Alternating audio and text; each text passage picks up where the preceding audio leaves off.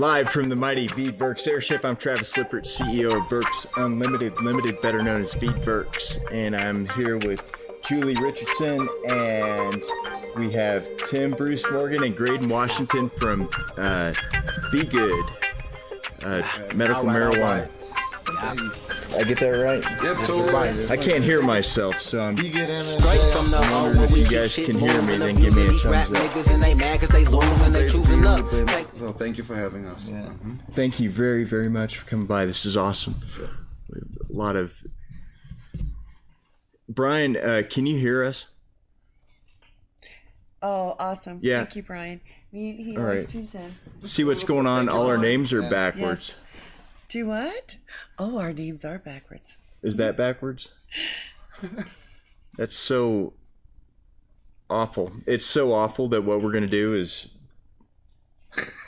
not do it like this. I wonder what it's being recorded like. We're gonna broadcast it live. I like it. It's Danish. It almost looks Danish. Nobody can really understand it. It's kind of like sense to it. It's like Tim's name. Never fails. You really have to like read really to like. Okay. This was a new set of Travis. peculiar issues that we had today, and I'm not. Yeah, I just don't know. So you're seeing it in the mirror. What I'm going to do, guys, is I'm going to come right back. We're going to stop this, and we're going to try it. No, we're not. We're doing it like this. Not? We're recording it. When I'm recording it, I think that I see that it's proper, so we're going to do it backwards. Sorry about that. The U.S. government has a patent on cannabinoids. It's patent number 6630507. Google it. It shouldn't be on Schedule 1. No, not at all. And we were playing Dre Gaines in the background there. And man, that was the most. So it was a new thing that popped up. It was the system was set up to broadcast at a certain resolution, and it turns out that now I have to broadcast it at lower resolution. Interesting. Is that something that's just changed? Yeah, it just changed today. It, so it I always. don't know. We look great there. It looks wonderful. So, hi, everybody. Great. Here we are. Great Yeah, green back. screen room. Absolutely. So you guys are with Be Good. Yes, sir. Be Good MMJ. And how many locations do you have? We have 4 locations in the Denver metro area: North Glen, Federal Heights, Westwood Park, and Englewood. Englewood being under reconstruction, but yeah. When 4 did locations. when did you start? We started the operation 2009.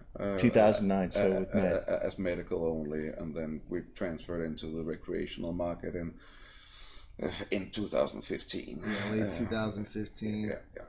And then we just opened our second recreational shop in Federal Heights at Federal and 88th. So that was late August, early September. We had our grand opening and a great turnout. And we're actually, I think we're still exclusively the only rec shop that has apothecary extracts. We did a co-branding with them. Nice. That's cool. And Shout out to Apothecary Apothecary Extracts. Extracts. Like they're having a store opening here on the weekend. yeah, so they're that means- opening their rec shop, which is very Try and exciting. tag them. for sure. Yeah, they're good friends of ours, and what a superior product, really is, and what an honor to work with them and bring their product to the rec market, introduce it to the rec market, and it's very exciting. So shout out to them. Yeah. Well, there's Tyler, a Woody, inspiration behind this company, right? absolutely. Yeah. A really cool story, from what I understand. Oh man, we like Tim was saying, we've been in it since '09, and dealing with the fact that the plant is federally legal, and all the problems that arise from that, stem from that. We've just been through hell and back, and we've been able to absorb the hits and persevere, and now we're really on a marketing push and really like looking to get ourselves out there because we got great product. That's who I Be forgot to Good. shout out. Be Good MMJ, home of Llama brand cannabis and Top Dog Genetics. I mean, just wonderful grow houses. What about Top Dog Genetics? Are they the guys that did? I don't want to be wrong. So Top Dog himself is a fairly renowned breeder who's a part of the High Times Hall of Fame breeders. and we've given him a facility here in Colorado, and he's growing exclusively for us. He's behind some very famous strains like the Star Dog and other really nice genetics, and we're hoping by giving him a facility where we can start getting more fiery genetics into metric, and we can start like producing some products that the Colorado hasn't seen yet, that we will be able to. We still already now have a connoisseur's a very top-notch product, but make something that the world has never seen and take it to the next level of the game, basically. Nice. Check it out. Like Land Brand Cannabis, the Top Dog Genetics. It's all so some really good stuff. Top Dog Genetics. Yeah, Top Dog Seeds is his Facebook. Top Dog Seeds. Like DOG or DA? DAWG. Top Dog. The top dog himself. And then Seeds. Up here. And Seeds. not him. Like Top Dog Seeds. There he is. 5,000 likes. Bam. There. Top Dog Seeds. Yes. Wonderful. So, shout out to Top Dog. We had a launch party for his product, coming to the rec market for the first time a couple Saturdays ago up at our North Glen location, and it was a great turnout. A bunch of people. We had the smoking bus. Lippert was there. Nice. Barbecue on deck, and it was very cool. And of course, Apothecary Extracts, rec product, and it's the first time that his flower is available, available to the recreational consumer. And then in about a month or so, we will also start finally having his seeds available for sales, and regular people in Colorado will be able to buy Top Dog Genetics and grow their own plants. As people might not know, but we're allowed to have 6 plants like here in the state of Colorado for personal consumption, and hoping that we can give patients and recreational users an even greater experience. That's the key to the future. America is in, states.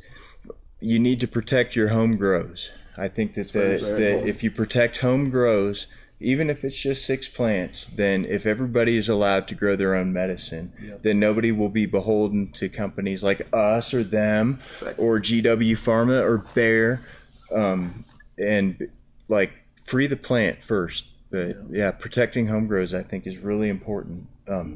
Something I think that we failed to do properly last year with 1220 and 1221. And I think it's something that is also passed by often in the newer states going online, that it's something that is often not given the amount of focus that it should. I think it is. It's crucial for the legalization path of cannabis that it be considered a plant that you and I can grow, just like I can grow tomatoes, but I choose to go to Whole Foods or King Soopers to buy them because I don't feel like growing tomatoes. And it's the same we need to have with cannabis, this complete acceptance and normalization of the product itself, right? A plant, this beautiful plant that we all we all fight for every day of our lives, for sure. That's one of the reasons why I'm here in Colorado.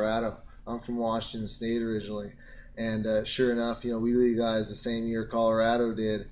But growing up there and knowing, how politics worked, and just how our politicians, their thoughts on cannabis, they just never liked the idea of cannabis, even though we're the second oldest medical market behind California. In '98 we legalized. But anyways, I-502 does not allow the what's it called, the resident of Washington to over 21 have a home grow. So it's also interesting the difference with Washington, and I think why the Colorado market is also a much more mature state than Washington is because the state allows vertical integration where they don't do in Washington. So here we are a plant touching company from seed to sale, clone to sale, and we control all aspects of our own supply chain. Where in Washington you have to be either a grower or you have to be a dispensary, which puts some limitations. It's also it's much more difficult to run a cannabis company under such markets when the federal legislation is still as it is, and we're still considered to be an illegal entity. So vertical integration is a positive thing. I think it is. I think that's the reason why we have such a massive market in Colorado. I think at this point, like I would say, of course, like vertical integration is often considered to be an illegal entity that is not that good to have in business because monopolizing and all those kind of things can occur. But really the reason why Denver and Colorado decided to do vertical integration was to somehow make sure that people were held accountable for the product, also the idea for the medical. How do we make sure that if something goes wrong, that we can somehow pinpoint it was your fault and we're gonna punish you or we're going to discipline you for that and make things right. So it's really a necessity as the market matures and as legislation and this normalcy process like is on its way. It will be probably more on a federal level where we will see more grow operations. We're kind of already moving that way now. We're at, like, as we're talking about Llama brand cannabis and Top Dog Genetics, it's really growers who operate under us. Like it's brands and they are their own masters basically in our house, because we also believe that the market is connoisseur products where you'll be able to choose a grower from Top Dog Genetics or a Llama brand or something else when you go down to wherever you're buying your weed, that being Colorado or Washington, Florida, wherever, right? So it will be less storefronts that will be started to be marketed, and it has been for a while. It will be more like these individual products and growers and breeding methods and all those things. What do you think about now that cannabis Cannabis for the rest of us. Cannabis. Now that Canada has right legalized adult use, and we're seeing these mega deals going on with big money's Tilray and just these great big concerns. Do you think that? I think there's always like this initial hype when you have anything new like this, and it has been a bit like canopy, exactly, Constellation. I think did you say TGI earlier? Yeah, that brings them industries. There's a bunch there's a handful of company that's now on the stock exchange, and I think it's a little bit of a green rush now. That things will become. Of course, it's a growing industry, and it will become like huge. I think federally, once we go federally legal here in America, like really us as companies, that's really what it's mostly important about. Yeah. It's like can't have access to banking. We still we still have to drive around with a bunch of cash because nobody wants to take it. No, I don't have any cash on me. So even worse than taxes. What the tax man does to us. 280E. Oh my God! It's the most regressive thing happening to the cannabis industry. High THC, cannabis industry. Obviously, hemp. Folks don't have to deal with that, but it's just unbelievable. We're not allowed to take deduct any of our expenses on our storefront because they see it as under 280E. We're trafficking a controlled substance, Schedule 1. People have to understand that we pay all the federal taxes that we have to. We pay all the local and state taxes that we have to. But at the end of the year, when we want to come and ask for our business deductions, like any other business, the IRS will say, you deals in federally illegal substances, so you can't make any business deductions. So that makes it really difficult to grow. Can you imagine that? It's really hard. Why do you think we medicate with THC and CBD? It's so stressful. What seriously, it's unbelievable. To an extent. Yeah, I'm envious of CBD. Is what we have to go through, but seriously, it's an issue, and we want to communicate as much as possible because help us out, legalize this federally, as it's supposed to be. Bring it to the states' rights issue. That's really what we're hoping for. Hopefully, now that the House has been changed, hopefully now that we will be able to carry cannabis-focused bills like federally. Hopefully, we will be able to see someone bring forth the states' right bills next year that will end the federal classification of cannabis and bring it back to maybe be a states' right issue. That seems to be something that our current White House representative, that Mr. President Donald Trump, he even seems to be willing to work with, maybe because of his good friend Roger Stone, who's also pulling behind. So I think it's possible to even under this administration that 2019 might be remembered as the year by federal prohibition. 2019? I think it that could would happen. be amazing. I think that he will. He maybe 20 because he's going to use it as some sort of leverage for re-election. We hear that a lot. But it also takes time to establish markets and stuff like that. He won't really see the benefits of a legalization immediately. It'll take a little while, and maybe by doing it 19, when 2020 comes around, he can say, look what I did. American economy is amazing. Everything is as good as it's ever been. Vote Trump. I did it. I'm the man, right? Basically, what he's already saying. Pretty much, make America green again, that will be his slogan in 20. I don't know, but I think that it is reasonable to believe that we're really, really close. But of course, it requires for people to still be engaged, to still vote for people who wants to see this plan being legalized and giving access to kids and veterans and patients who truly needs this plan. And for the rest of us who just wants to relax after Friday evening, don't want to drink a glass of wet wine, but we do want to light up and have a good time. And just mellow out and enjoy life, right? Yeah. So personal freedoms, the individual freedoms, I think is going to be the year of 2019. I hope. I really hope. If they legalize it, legalize it federally, and I've said this for years, it would give us a roaring 20s again. Oh, yeah. It really would. We're at the cusp of the roaring 20s, in our time, and that excites me, and that's why I got in the industry. About 5 years ago, I saw the opportunity, not only the medical benefits for my family members, that's how I was originally introduced to it, but the economic and monetary opportunities with it, and linked up with this company, Biga. Had been with them for about 5.5 years, and loved every moment of it. And like I said, we've been through it all, and we've been able to persevere, and just picked up, team members that have been just crucial, and one of them was Tim Morgan a few years ago, and I don't know if we did introductions. Yeah, I didn't do a good job of that. Let's go back and introduce who we're talking to. By the way, okay. So, should I do it myself? Yeah. Fine, that's fine. So in 2016, I was hired by Be Good Ventures to be the first director of community relations on behalf of a cannabis company at all, nationally, basically, or globally.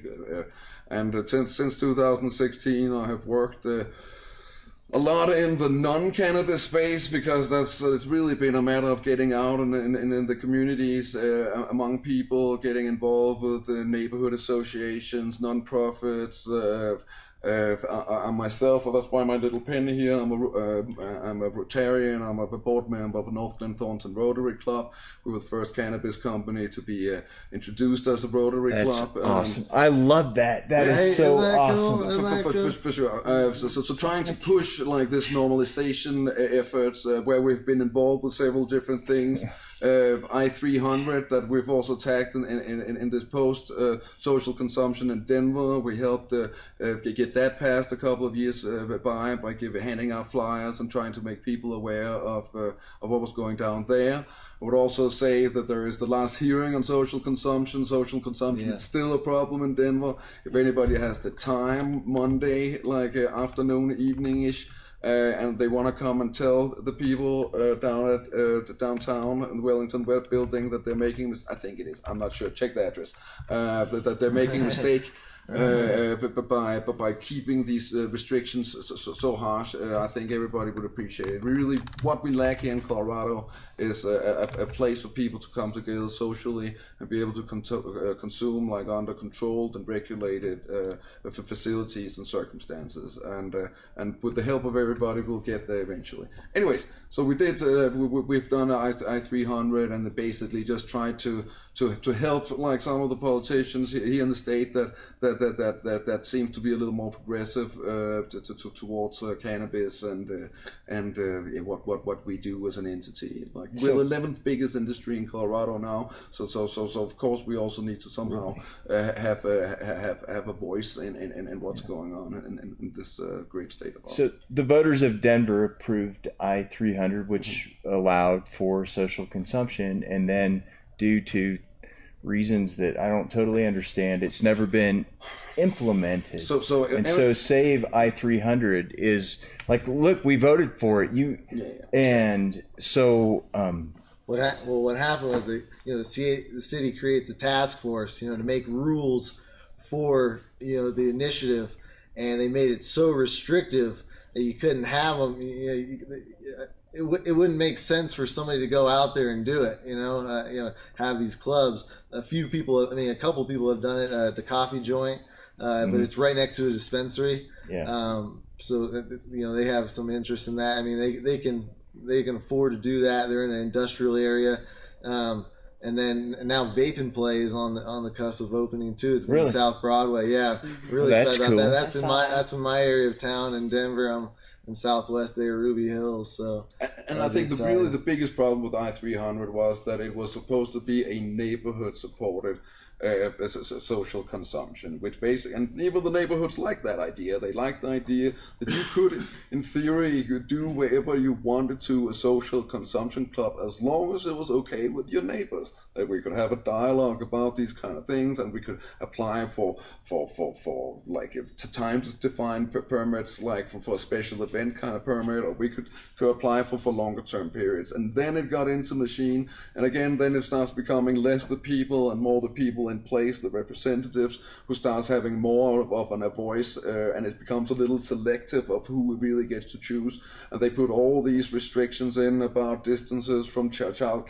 daycare, and like the distance requirements alone made it really, really difficult to find any places that are eligible for social consumption. On top of that, it's still a pilot project that they can end at any time, so anybody who would want to throw money at it would do so with a complete risk, because they could literally say next year, guess what? We're not doing it any longer. Yeah. So forget about getting investors to come up with any kind of money about like making some good venues, right? So again, it depends all on the people in power, and there's an election in Denver next year that people should pay attention to, because then again, it's a chance to make people's voices heard and make some change.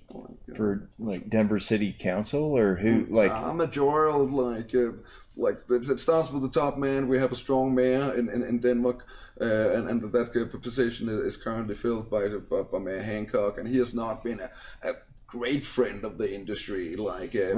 I heard he's never set foot in a dispensary. Not that I know of. I also have I know some family of his, and he is just generally not positive towards cannabis, and I think the politics has also shown that he isn't. And he's up for re-election next year. If we wanted it to continue the way it is, then you should vote for Hancock. But if you want to see a world where people can get access to medication, people who live in hot project buildings or any kind of federally funded housing, they are not allowed to medicate at home. They literally have no place to go. They can't go anywhere in public. They can't do it at home. What are these terrible, sad people supposed to do? This is the kind of things that we have to change. We have to, because the alternative is miserable. Like people sitting, smoking weed in their cars and stuff like that. Yeah. That's not an alternative. That's what we need to move away from, right?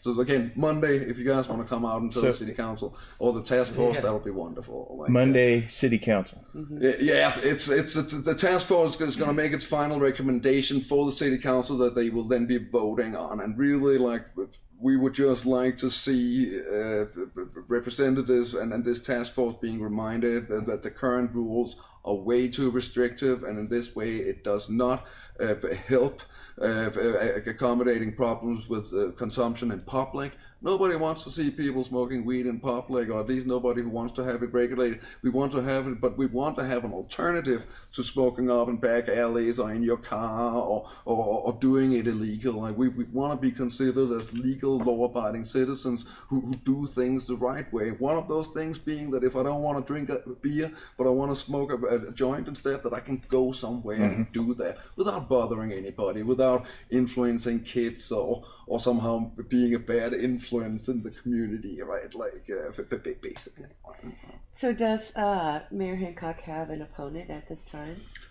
Yes, several. I would say, the most interesting, I would say, was maybe to go check out Lisa Calderon. Like she's a very interesting candidate, and a Hispanic lady running here in Denver. She'll be the first Hispanic and like the first female to become the mayor of Denver if she's successful with her candidacy. Have you spoken with her? Does she, or just read about her? She had an event last night. Like I went there briefly.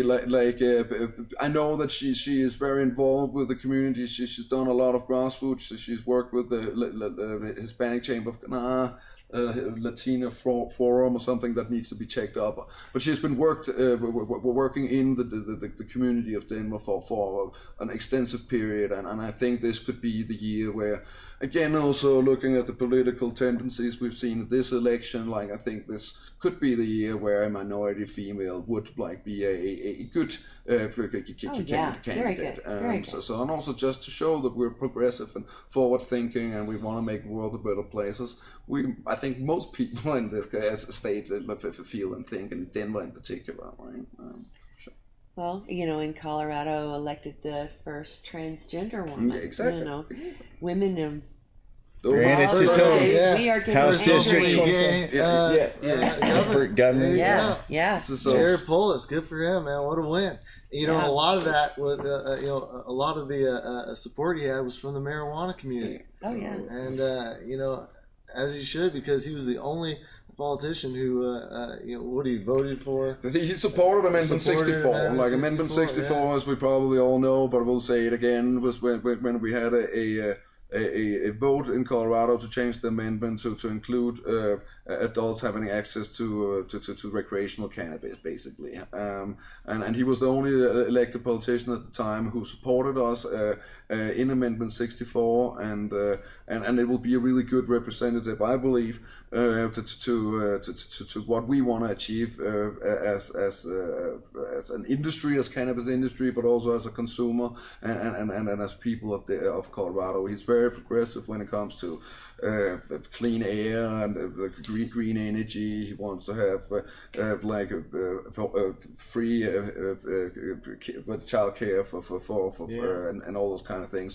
So of course, America, he's extremely liberal compared to, I think, what most mid America is used to. But I think it'll be something that the state will see will have a very positive impact to not only us as an industry, but also to the regular Joe. I bet he wouldn't have vetoed that autism bill after our state. In fact, he told me he wouldn't veto it. So he, in fact, Hickenlooper, we're gonna be talking about that. Chicken loser. You want to run for president? We're gonna explain to the rest of America that while you were governor of Colorado, our elected representatives passed autism as a qualifying condition. Kids, and you vetoed it for some kind of. You're not gonna stop hearing about that. But more. Also medical deliveries of cannabis was also, I think, an issue. We were living in a state that has some quite remote areas, and to somehow tell these people that they have to drive into, and also there can still be hundreds of miles to basically to a dispensary within the state of Colorado, and that we can't somehow give people access across the state where it has become legalized to get the access to medical cannabis. That's act. That's cruel. I think it's cruel. Like really, it doesn't harm anybody. And there were several, bipartisan supported bills that made it to the governor's desk. Yeah. They got there. The hard part was done. All he had to do was sign them, and that were progressive for cannabis. And he vetoed them all, and it's unbelievable. It really is. What was it? Tasting rooms was one. So we also had another bill that was vetoed. Public investment, that was huge for us as a marijuana business. We need that.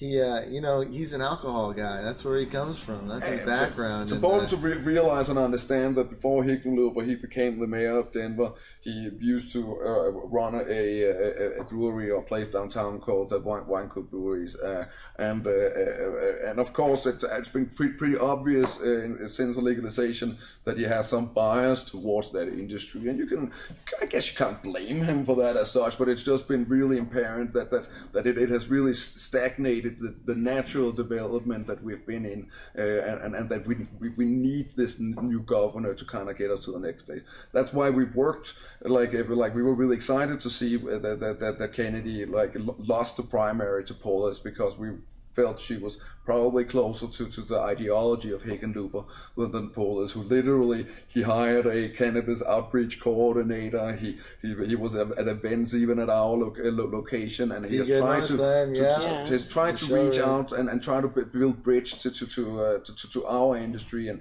to consumers as well. Normal, they gave him their endorsement and stuff. So he is a champion of our industry that we're now gonna have to lead our state, and that's going to be exciting. Yeah, I'm looking forward to it. That'll be right. It's a brand new world now. Like there's hope. Feels like it's so hard being in the plant touching business. High THC and and having a governor that's on our side really means a lot. So there's a bright future. But yeah, my introduction, Graydon Washington. I'm a director of marketing, newly been introduced to marketing, and I'm very excited to be in the position and help my company out. What we're finding is it's just a matter of people finding our stores. Once they find out where we're at, they experience the quality products of Llama brand cannabis and Top Dog Genetics, and then we have great prices on our edibles and things of that nature. And topicals, things like that, and people enjoy it and they come back. And like I said, we're just being really progressive with co-branding and getting out there, and it means a lot being on there's our icon. Thank you.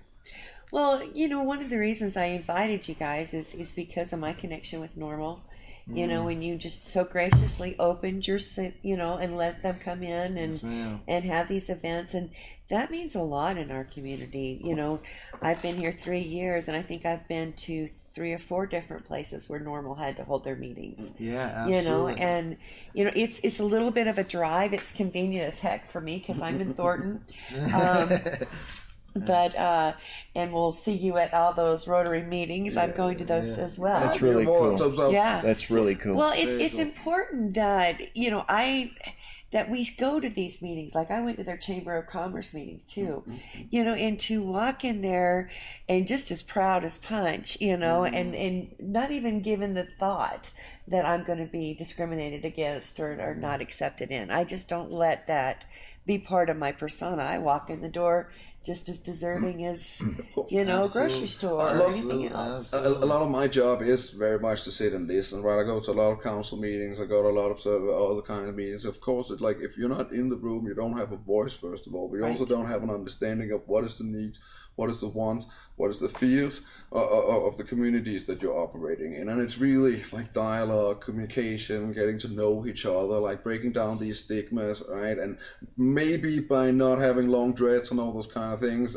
maybe I don't seem as visually like as a stoner, even though I probably smoke more weed than anyone. Yeah, but not more than Richie be good. But to the point of trying to break down the stigma simply by presence and being part of different things, like being a good neighbor in your community, like being a good like resident and a citizen, and just doing those small things, and be good is more than just a name. It's also a state of mind where we truly believe like you need to be good. Like if we're still gonna see 2019, 2020 happen, and we're gonna get federal legalization, we still need to put up a good example. We need to be good. So when people look in Colorado, that's why I got into the industry at first. 2016 was kind of wobbly. Like people didn't really know if it was good or bad, and they definitely didn't see the money coming in from it. And I thought it was really an interesting challenge that Be Good was giving me in trying to change at least make sure that people understood that we were good guys, and make sure that neighbors were not afraid of us, but would be the ones that they would ask we're for the help. good guys. We've been saying that we have the white hats. You make a movie about this movement, and we wear the white hats. We're the good guys. We're the people who are fighting for patients and for veterans and for kids.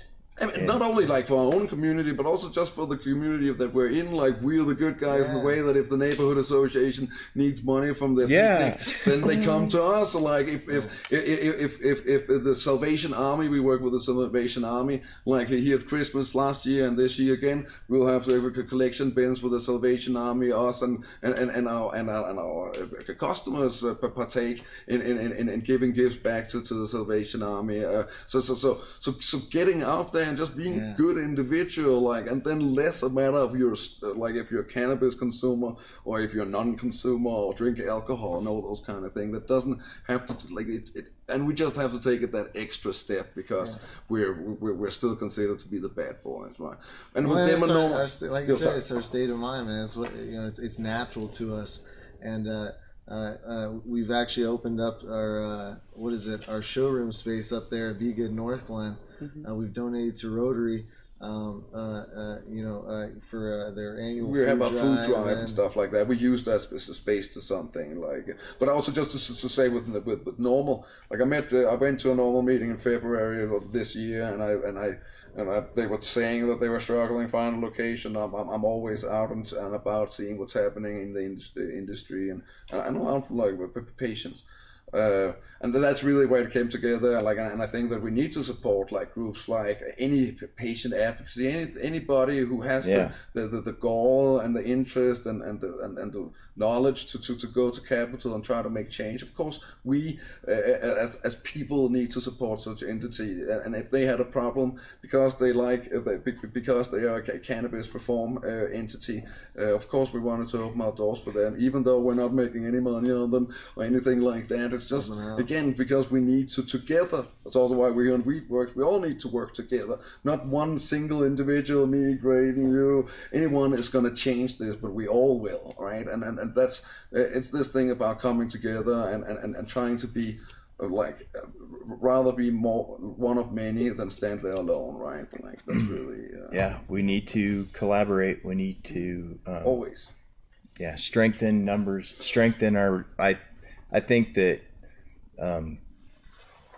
the patient community is, as long as we keep rallying around the patients and around the nonprofits and keep fighting for what we know is good for them, then I think that the industry will make the right types of steps forward. We'll protect the right types of options for people as we roll out legalization across the country, which is inevitable. It's the only bipartisan thing there is in this country anymore.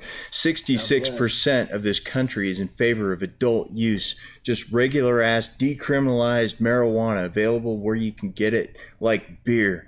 94%, maybe higher than that now, is in favor of medical marijuana use because we have 50 states here. Colorado is a state that all of these people from like Kansas moved to because they can't medicate themselves with a non-toxic, safe, very effective in many cases, natural medicine to replace these addictive, destructive pills that they've been prescribed. Now we have 10 states that is like so we're kind of like like a fifth there, but 10 states now allow recreational and 32 states allow medical, right? So like it or not, like it is coming, like, and we just need to keep pushing, like, and everybody will like it once they understand it. I still haven't seen a person who was educated about cannabis walking out the room thinking this is the devil's letters or anything like that. It is really, again, just keep communicating our message, keep making people understand that you can be a functional member of society even though you're a cannabis consumer. You can, the world is not crashing because we've legalized, and again, just be a good example individually to help in the bigger struggle of things. And we're really close. Like I really truly believe that we will be celebrating hopefully our next president with like free weed, like, or at least legal weed on a federal scale. Well, I think a lot of it people are tired of pharmaceuticals that have all the side effects. Like a 30-second commercial, half of it is all the things it could do. And here we have cannabis, and unless a barrel of it falls on your head, you're not going to have. You're going to get sleepy in high doses. And my mother, my dear mother, hi, Graydon's mom, right? Who's struggling with rheumatoid arthritis. She was on about 17 pills. And like half of them were opioids and stuff like that. And anyways, since I moved her out to Colorado, I got her on a THC and CBD regimen, thanks to Veedverks, and a little plug there, and with lotions and her vape pen and things of that nature. But she was actually in an article in a Danish. So I had so I'm from Denmark. So I moved here from Colorado to Colorado about 7 years ago, and I've been working with cannabis for like 2.5 years. But my background is research and development, and in the IT sections, converting to like smart grid technologies and stuff like that. So that's really, really quick. But I had a crew over from Denmark, some journalists, and then they had it also, because it's a really good, like, those are the kind of stories that we need to tell more about. Like those medical patients whose lives are really, truly benefited, and their life quality is significantly improved because they have access to legal cannabis, and they don't have to, even if they've been trying to get it legally, like the mess of trying to access cannabis and the dangers and possible consequences of accessing cannabis as an illegal market is just not like, it's not fair to a middle-aged lady who really just wants to feel better and have a sense of life quality, right? I could have a whole handful of opiates every day. And it's funny because I have a couple of prescriptions that I keep for emergency pills. Because if I get, I have incidents where I'm in excruciating pain and, have to have something, fast right then. And 9 times out of 10, I end up throwing them out because they've expired. I never use my emergency opioids, and I haven't had to. Yeah, and my mother's off. She's off them all, and they talk about that in the article, and it's actually he got me a copy of it. His mother saved one there, and she probably feels a lot clearer minded. Oh, absolutely. And but there's like a full page spread where my mother's taking a hit in the comfort of her house and of her house and her bulldogs there, and so it was very cool.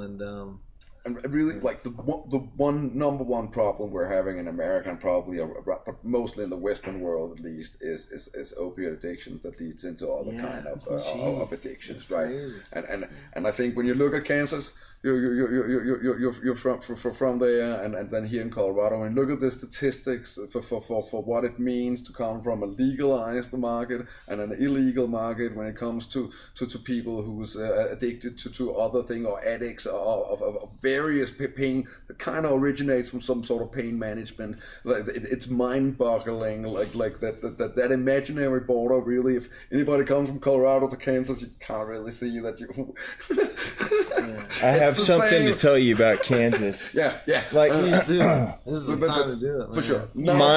I grew up in Lawrence, Kansas, And after I graduated high school, I went to the Air Force Academy in Colorado Springs, where I swore an honor oath that we will not lie, steal, or cheat, nor tolerate among us anyone who does. And then I was 4 years at the Air Force Academy. Then I took another oath that said, I will protect and defend the Constitution of the United States of America against all enemies, foreign and domestic. Flash forward, served my time with the military, worked for different industries, and ended up in the cannabis industry. And then my dad got sick back in Kansas, and I drove home because he had surgery on Tuesday that we weren't sure if he was going to make it through the surgery. And on the way back from Lawrence, I stayed in Lawrence, but I was just west of Topeka, heading back to Colorado, and I got pulled over by a Kansas highway patrolman for failure to use my turn signal. It was snowing. There were wrecks. There were cops everywhere. I always drive the speed limit. I always use my turn signal. That is exactly how I drive, especially in Kansas, and especially if I see a trooper behind me. And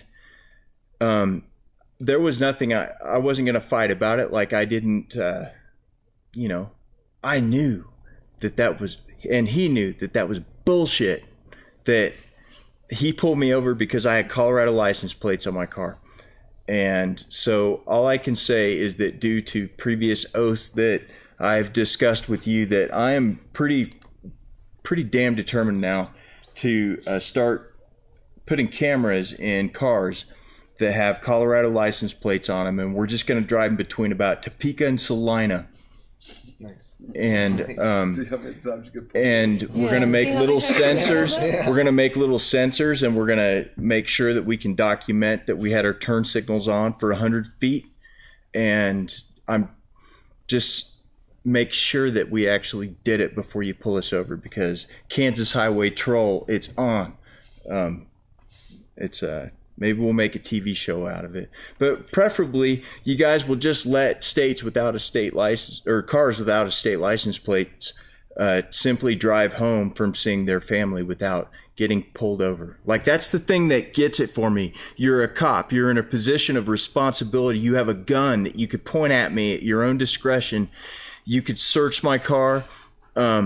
You need to tell the truth for why you're pulling me over. It has to start with you not breaking the law, and then we can, deal with it. But that you can't cheat. Kansas Highway Troll is on.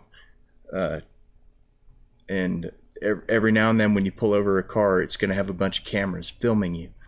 And we're going to measure, the distance that turn signal was on.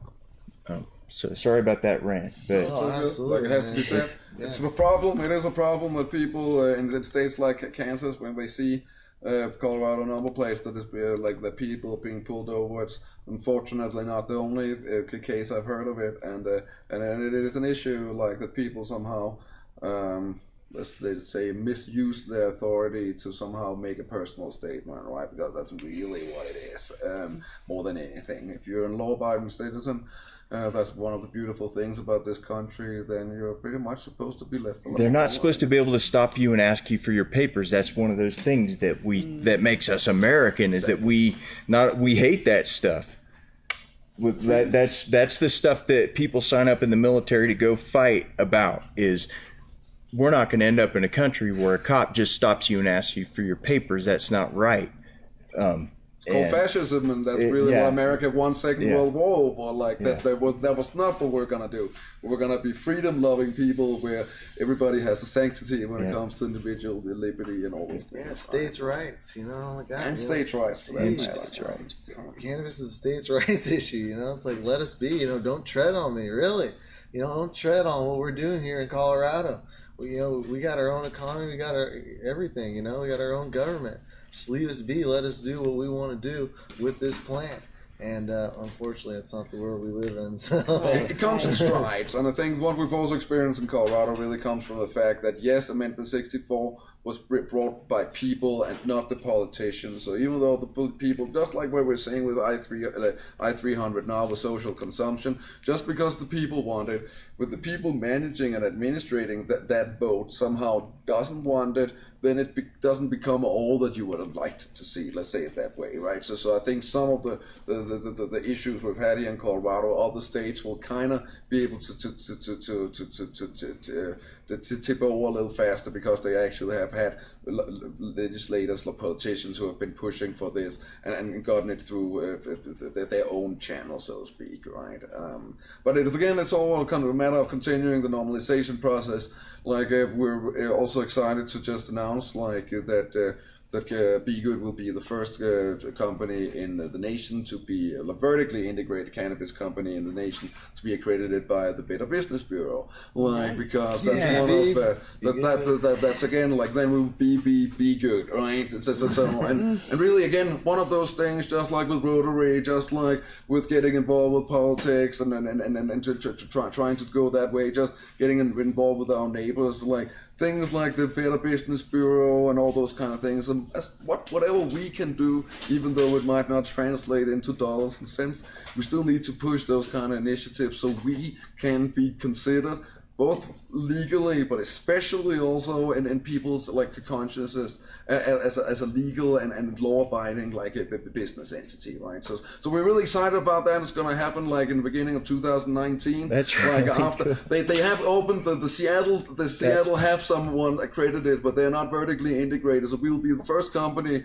from seed to sale where you will be able to see our rating at the Better Business Bureau. We'll get a little sticker. That's and all those awesome. kind of things. So that's really exciting, and again just one of those steps that we take to try to become like a normal company, just like we want to be. And that's I love normalization. I love moving the ball forward and making this ordinary. Like before my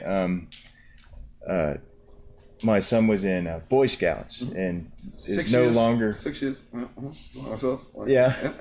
They wanted parent volunteers to teach, merit badges, and one of them was on entrepreneurship, and it's like, well, we've started something here. I've started something before. I'll volunteer to talk about that. But that forced a conversation with all of the other Boy Scout dads about what I do for a living, and having the conversation about, okay, so it's cannabis, but it's, the 0.3%, there's 113 cannabinoids, the same things that we say again and again to everybody who watches, is that this is a plant that is very diverse, and it's got at least 113 known phytocannabinoids in it, and all of these terpenes, and they all interact in these magical ways. And the ECS system, the endocannabinoid system, it's fascinating.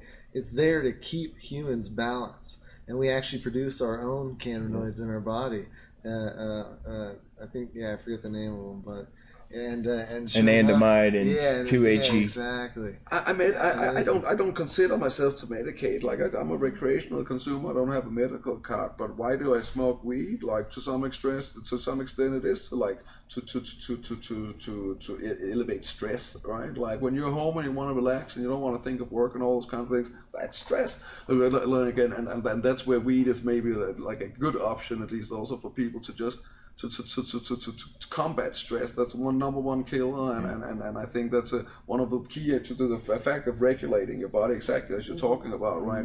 Where really maybe most of us like medicate like without really wanting to acknowledge that, right? Because one thing is physical pain that it helps to, another is your state of mind that it also definitely has a lot of good things to do about, right? So it's an amazing plant that is really going against conventional medicine. That's what we're getting all this, like in Denmark where I'm from. Right now they're having a medical trial period, and they're caught in a limbo because the physicians, they have no knowledge of cannabis, they have no like just studies or journals that they can refer to, so they don't know who to prescribe it to, even though if they would want to. That's not how a doctor works. It's not a quack. He actually feels like he needs to know something about something before he can issue a prescription, right?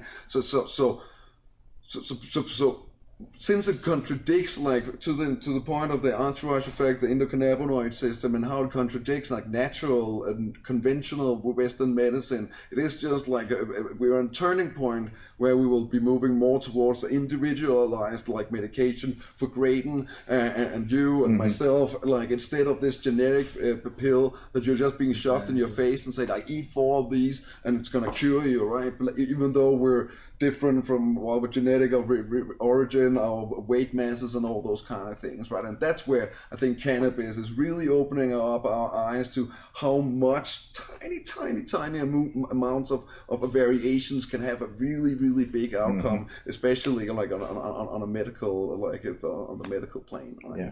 Well, I think part of it is the education. I remember last year when we were fighting the autism bill, you know, there was actually people there that thought we were going to give children a joint.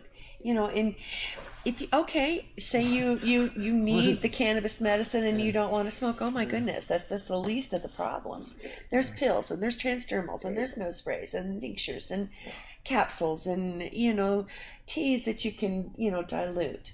You know, and when they realize that it's come that far, nobody's asking them to smoke anything, you know. I think the biggest problem with smoking is really that in the eye of the law and in public perception, it seems that tobacco smoke and cannabis smoke is somehow aligned to be equally bad, and where one will literally kill you and the other one has never been proven to cause cancer or anything like that. Combustion of cannabis is not cancerous like tobacco is, and so somehow say because one is smoking and the other one is smoking, so they must equally be equally bad. That is a big problem. But to your point, like I think we're moving the senior demographics of people a little older. I think what we're seeing is this change from maybe newer consumers where they are a little less susceptible to take a joint or like flower, but they will do an edible or something like that because it doesn't have those stigmas associated with it, right? Which is completely, a stigma. Of course, because it's exactly the same. Like it's been brainwashed for like 7 years. It's a dirty. Anything smoking is a dirty habit, and it makes you smell and makes a mess, and you know. Okay, fine. I know some people that make some really awesome suckers.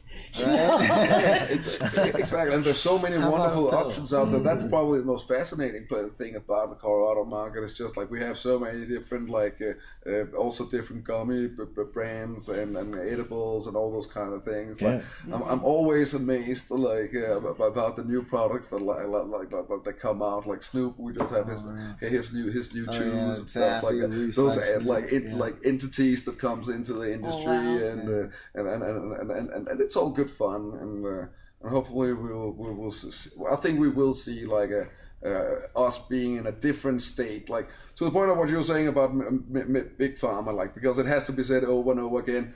To what also what Travis was saying, like keep your plants, like it's really important that you are able to have the control and right to cultivate, to seed, to clone your own strains, because if we don't, eventually Monsanto is going to come and take all of it away from us, and then they're going to tell us how much it's going to cost, and it will never like make a single seed, and the industry will be ruined with these gigantic players who will just replace big pharma. It will be no better. It will just be a substitute to big pharma, instead of what we really want is access for everybody to have access to the medication and the plants that they want to, freedom, instead of like supervised like could control over it, right? And to that point, what are you saying about these big farms out there? You know, the quality of the product isn't the best, and that's where we've gone. That's why we've attracted the likes of Llama Brand Cannabis.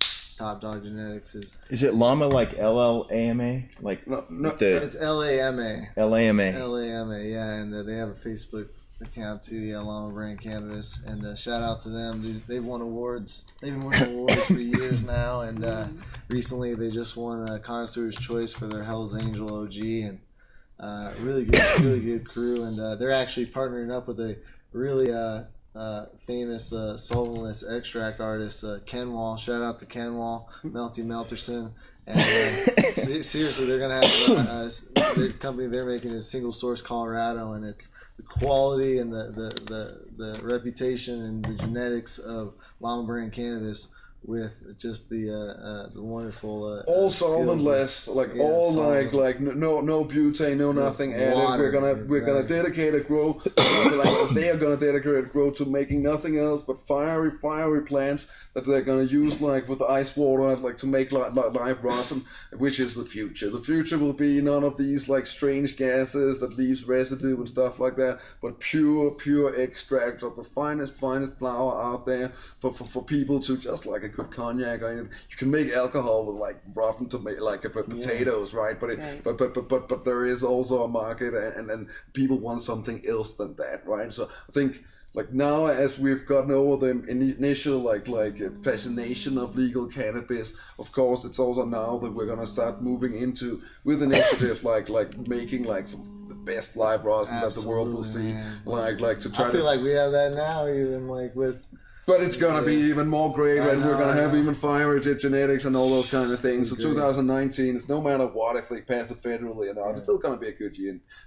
Every year be good. That's really what it is. But this next year in particular. But yeah, we've good. really gone that route of quality, quality over quantity, and it's paying off, and we're so proud to be associated with brands like them. And said you can find those exclusively at Be Good, and So you got 4 locations. Where you've got North Glen.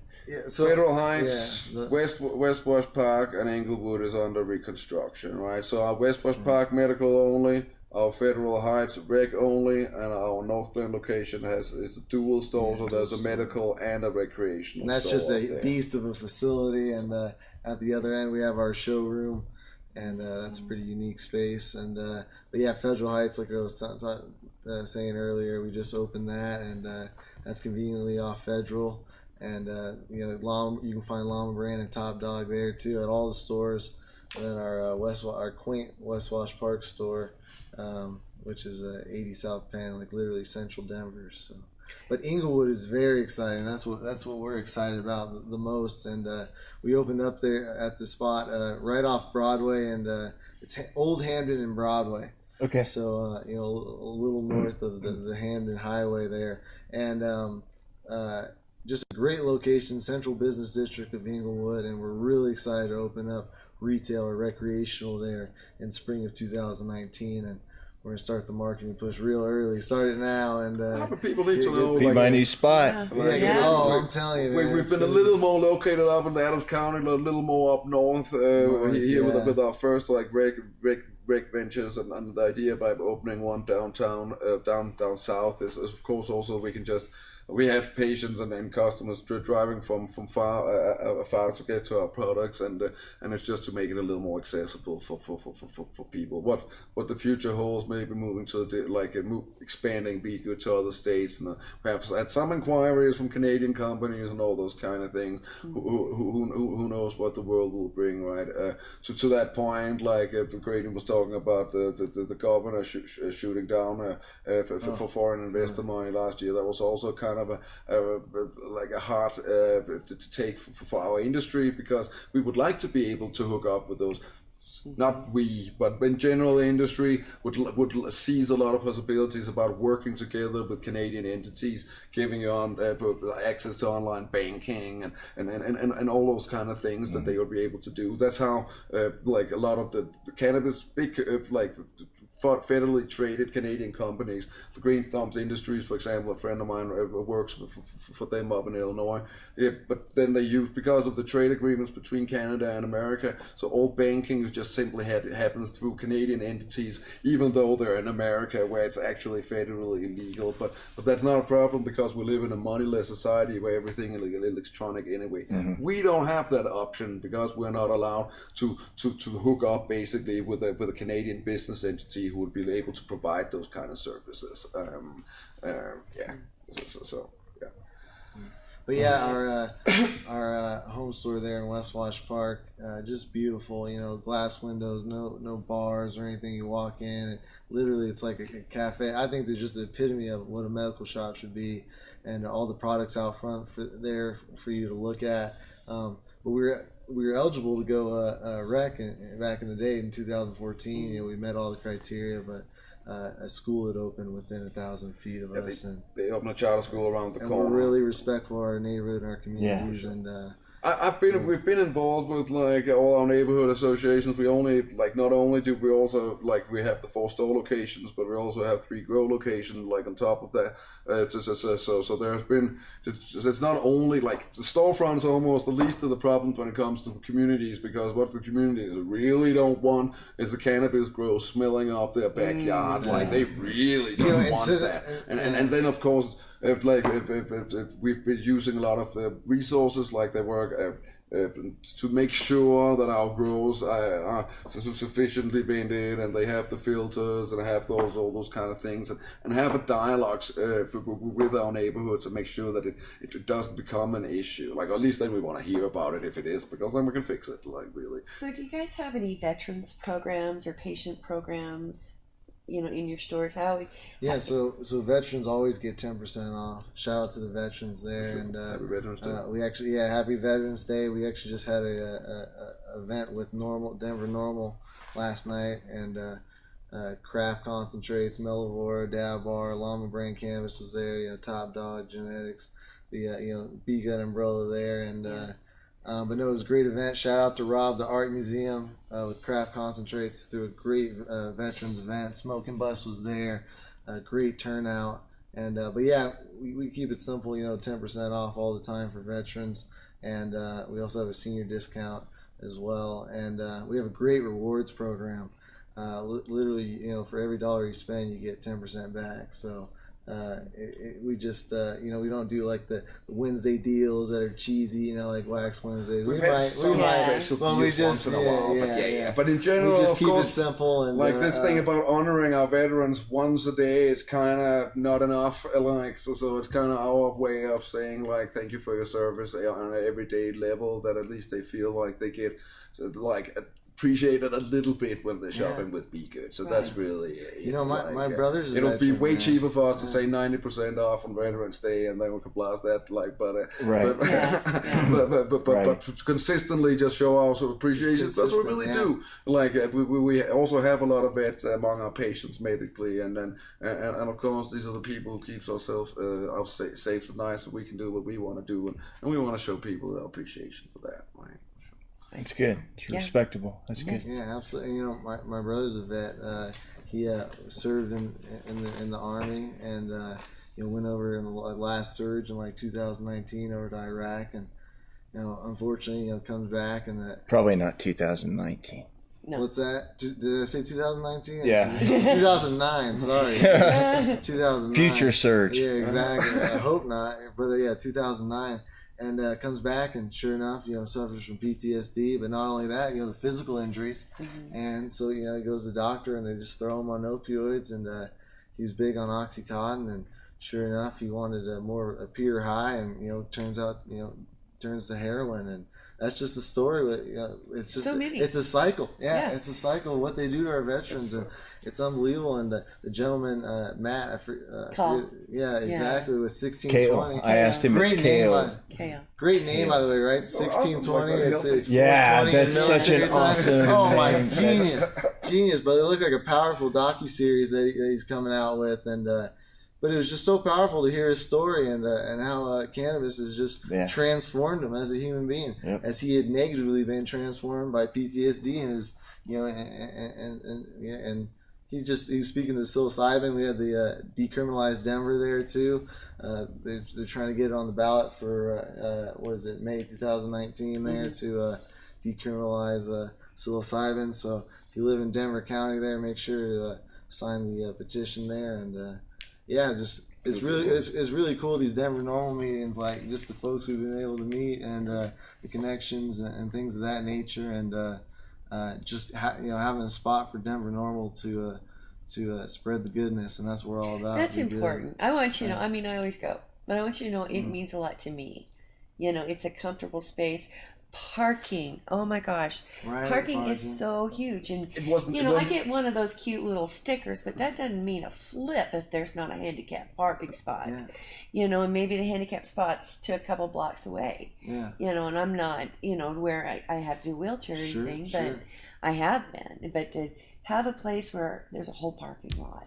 Right, You know, right. It's and convenient it's spot. safe, and I'm happy you High like it ceilings. now, like, because just say, like, in March, April, the first meeting wasn't that nice. But we really, because really they didn't have a place to be, right? So it was more out of necessity than anything that they were like, we don't know where we're going to have our next meeting. And we were like, well, we have a big warehouse that we're just like having standing, like that we were planning on doing some other things with, but not now. So we kind of just like adopted them, and then we've been painting the walls, and we're like shining it up and stuff like that, trying to We have an make awesome it a little year. nicer. Oh, yeah. Love that. So I'm really happy to hear that you I'm think that telling it's you, nice. man, we have a now, lot of because it blank wasn't wall up always. there Well, for the you know, Veedverks.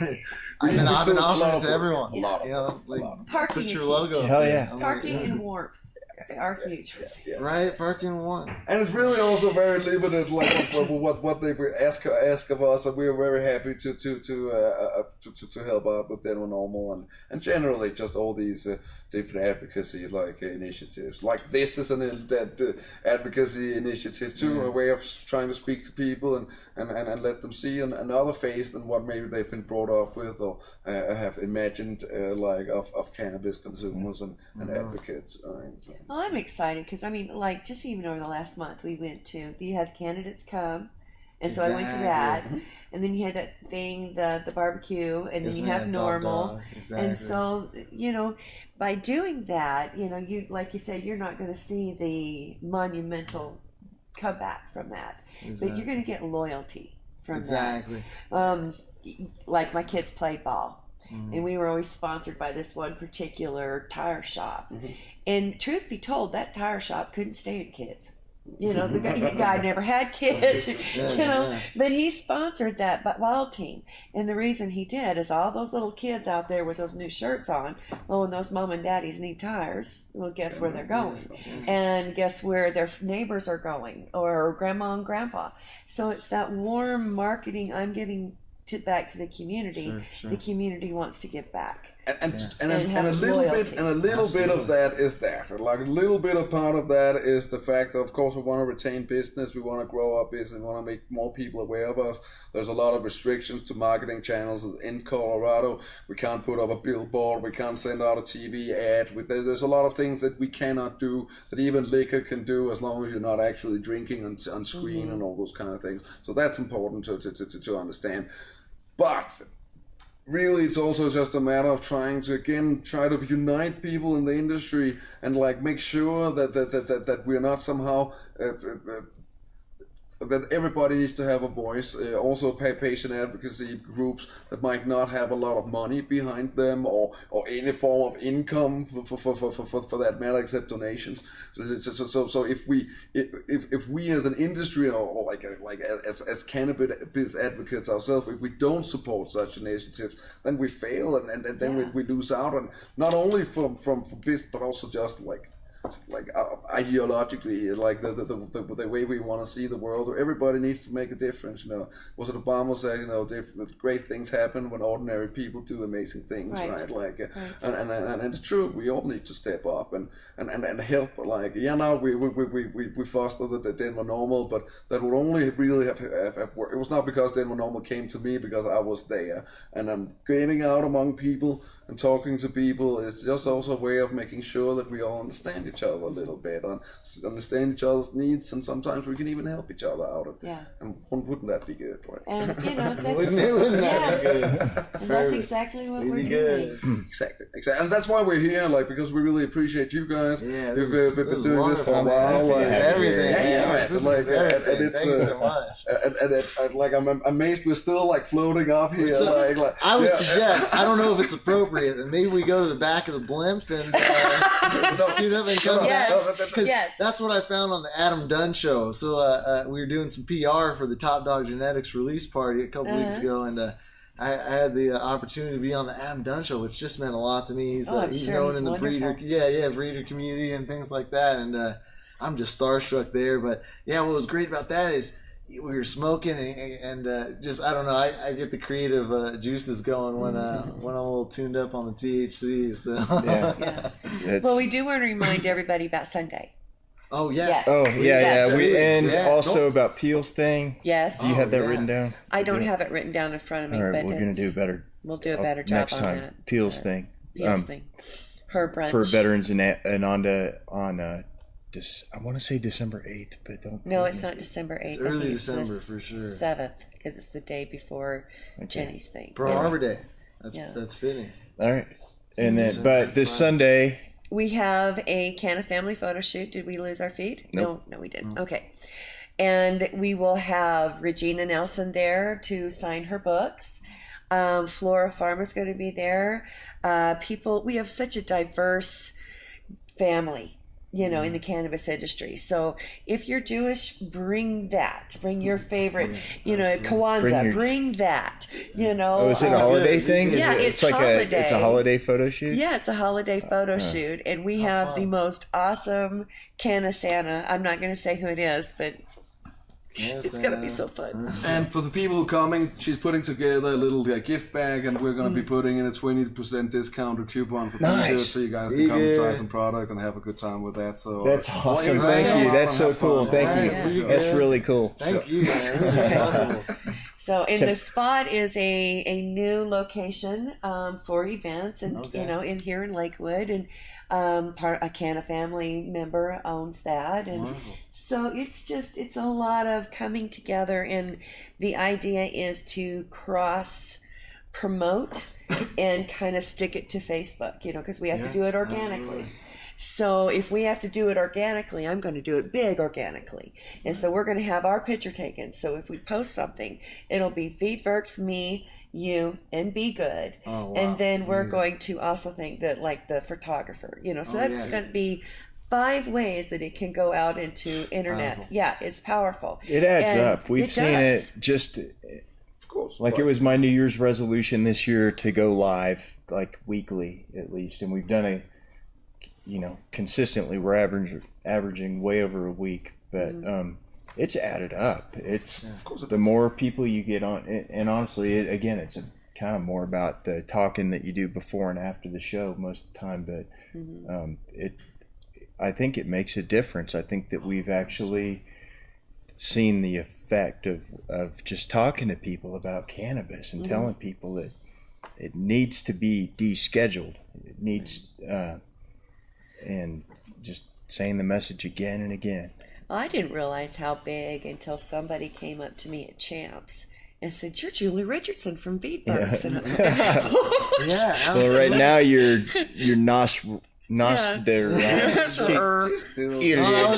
was exciting. I went to the Champs Trade Show, and there's brands that I want to see that I'm excited about. And how did I hear about them? On social media. And Right. I can't stress enough how important tags are. Yeah. Like we're big about tagging on all of our social media platforms.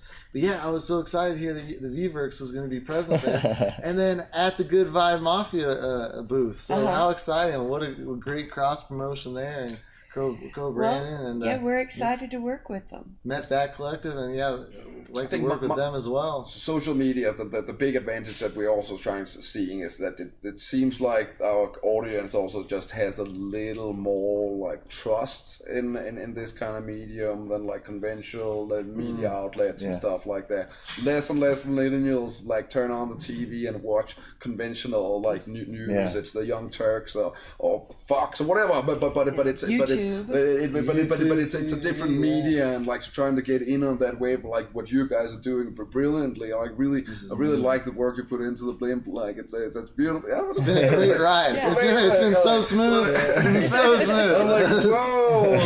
I'm like, and really, this and so much more is what helps like us push like our own brands, but also just like this change of people's opinion right now. I heard the last recent like survey said that 68% of the American population now support like federal legalization of cannabis, and when we look back in the 60s, that number was 12, I think, or something like that, right? So in a 50 years of time span, because of me, because of you, because of Graydon, because of Julie, because of all of us keep telling people about this, you do change people's minds to a point where now we've been able to show them that we're still able to do it. It's not only in people's minds, but it's actually tangible, where you can buy cannabis that goes to paying roads and not criminals, and it works, right? And that's why communication in these kind of platforms is not only important for business, but also just for spreading the gospel of legalized cannabis, right? Well, and with that, I want to add, when I came out of my cannabis closet, I was terrified. Very politically connected. I just thought everybody was going to hate me. And it was the most beautiful experience I think I have never been shown so much love from, business associates, and thanking me for my courage. And I was terrified. I was afraid of being shunned, and none of that happened. So, come out of your cannabis closet if you're in a cannabis closet. Be proud of it. Yeah, but I guess exactly it is like any other stigma, like saying cannabis closets are good, because again, with the if you're into guys, or if you're something else, if society is somehow stigmatizing whatever you have inside of yourself, it must be it is a terrifying experience to kind of let the people world that even though that you somehow give me the impression that I'm bad, I'm still right here, and I'm not bad, right? But it's so natural to me, just my age. I'm 26. I'm a young guy, and I just I've come of age with legalization, and to me, it's been very normal my whole life. I know, I don't know. I guess I was introduced to by my biological father. He was struggling with MS. He was diagnosed with MS, and he introduced me not to smoking the product or anything like that when I was young, but actually the facts about it. Mm-hmm. And he's like, yeah, George Washington grew hemp. There's medical benefits to it, and that's always kind of just been my mind state. But yeah, just it's just crazy to see this world has been lied to, and it's not their fault. They're just scared and they don't know about it. Of course, we're all scared of change and in some form or another, and that's the government. The government knows, and they need to change it. That's right. Hold up your hand, Trav. Yeah, right. They patent that. They know, man, and they need to stop with this ridiculousness with it being federally legal. And I think I think I'm pretty certain that Graydon is the youngest in this crowd, right? And that's exactly where we're heading and where the world is changing so much. Exactly. Because he doesn't remember a time before the internet. He doesn't remember the world where you were forced to go to the library, and then they had this weird book and you'd have to look up. It's all social media. I mean, that's what I know. And to that point, that's why the powers that be good. Yeah, they put me in the social media realm. I'm just like, all right, cool. This is what I know. This is second nature. I think about how 2 and 3 year old kids have just millions of questions, and here we are where we have a machine that can answer why is the sky is blue, the green is grass, the dog poops this way, and why do you think cannabis is becoming legalized? Because oh wait, I can go online and see people can see this. They can and they trust that media. They trust the internet more than they trust conventional TV or to conventional media streams. That some of them still kind of want to rattle the sword once in a while and tell everybody how crime has gone up because of cannabis or all these I don't watch it. Like I said, I'm a millennial. I don't watch because they have lost their credibility to special interest and big money. Exactly, and I get that because that's what our politics are, man. It's the people that make laws for us are bought. They're bought by these big corporations. Most people got money. Most of them. They're influenced, they're influenced, and then we have to live with that law, which, forget that, man. And I see that, it's like CNN even, it's like, what's their parent company? Time Warner, and then who's their parent company? You gotta look at the levels of it, and both sides, the Republicans and Democrats, it's like they're working for big money. They're not working for the hardworking middle class, lower class America. They want to keep us down, and for some, and cannabis was one of those outlets that they used it for years by throwing people in jail, particularly minorities and African Americans and Mexicans, we're throwing it. We got an excuse to throw them in jail forever, and it's unbelievable. I think the difference between you and a African American gentleman who's been serving as a vet, there is a 20 times bigger chance that he's gonna end up in jail for cannabis for the same thing, than you, right? And it's All those statistics where it really shows that we're having a social political issue that we're still fighting on, that prejudice is very real, and that we still have all those things like prejudice towards each other, the plant, like. But again, we keep fighting, we keep being good, and then once and we change people's minds, by setting an example ourselves, just like you guys do here in the spaceship, right? No, blimp. It's not a spaceship. It's a dirigible. A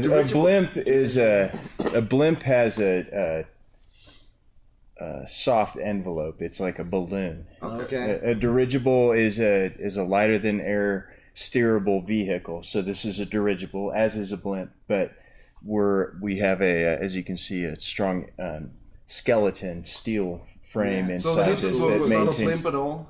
Like, because I guess this would be the same kind of as the Hindenburg. Yeah, this is the same model, production years, the Hindenburg. Okay.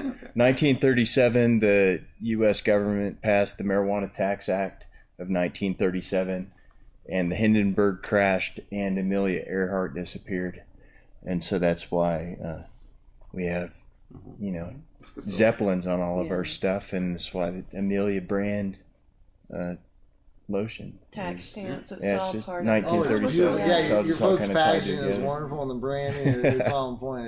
It's very cool. Well, And, one of the owners is the artist behind all of that, Okay. and he's for hire. Just FYI, if Like as anybody an needs artist? it. Yeah, Yeah. yeah, he's amazing. Okay, cool. And I've worked with a lot of graphic artists, and you send something to them, and it comes back, and maybe a tenth of it's right. Mm-hmm. I've never seen anything he sent me, Yeah. that hasn't been just. We're on right our graphics point. game. Yeah. We got. I mean, look at we that. got that locked Yeah, down. he's incredible. That is something else. He's incredible. Well, we've been on here for definitely an above average amount of time. Have we Yeah. really? That was the same thing on Adam Dunn Show. I think it might be me now. I think I just start rambling. Sometimes it's just I worth guess- keeping talking. Yeah, very cool. Very cool. That's like I told you yesterday when you asked me how long it was going to be, and I told you it's dependent on the conversation. Yeah. Right. And if we got it going. This is But, a great platform. I could talk about Be Good all day, but no, we Well, really you have to come back and do it. Absolutely. we'd Legal love to. cannabis This is helps- what we do this helps us all. all day, all week. Keep all telling month, people the all truth. year. Yes, sir. Yes, sir. Keep telling the truth. Thank you, everybody, who has joined, and please go out and share it. And the U.S. government has a patent on cannabinoids as neuroprotectants and antioxidants. It's patent number 6630507. Google it. All right. We'll see you on, everybody. I guess, good. Tuesday. Be good. Be good. Yeah. yeah, be good. That's awesome. Oh, wonderful. That was Thank you, awesome, gentlemen. guys.